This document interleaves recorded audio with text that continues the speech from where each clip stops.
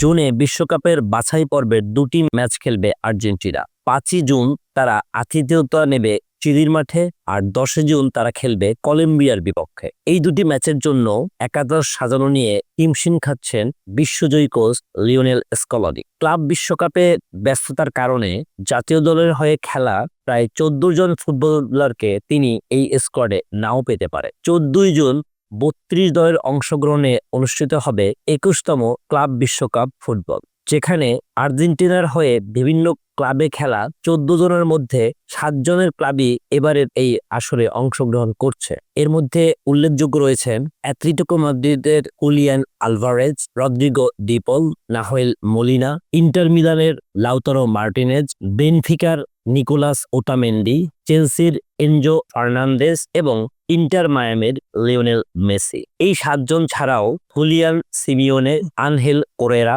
Nicolas Gonzalez, Gonzalo Montiel, Marcos Acuna, German পেটসেয়া, Lucas Martinez এরাও ব্যস্ত থাকবেন জুনে ক্লাব বিশ্বকাপ নিয়ে। সব মিলিয়ে এই 14 জন খেলোয়াড়কে বাদ দিয়েই আর্জেন্টিনাকে হয়তো আগামী বাছাই পর্বের দুটো ম্যাচ খেলতে হতে পারে। আর্জেন্টিনার সংবাদ মাধ্যম TY স্পোর্টস লিখেছে, স্কলনি শেষ পর্যন্ত এইসব খেলোয়াড়দের জন্য অপেক্ষা করবে।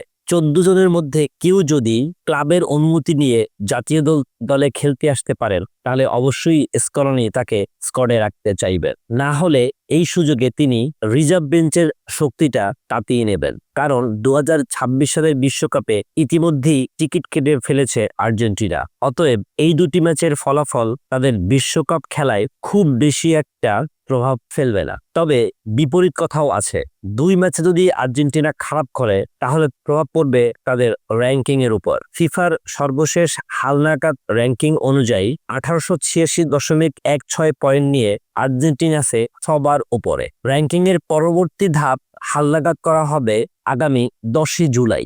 স্কলনি নিশ্চয়ই চাইবেন না দুটি ম্যাচে বাজে কিছু আসুক, কারণ 2-এ থাকা স্পেনের সাথে আর্জেন্টিনার র্যাঙ্কিং এর পয়েন্টের ব্যবধান খুবই সামান্য।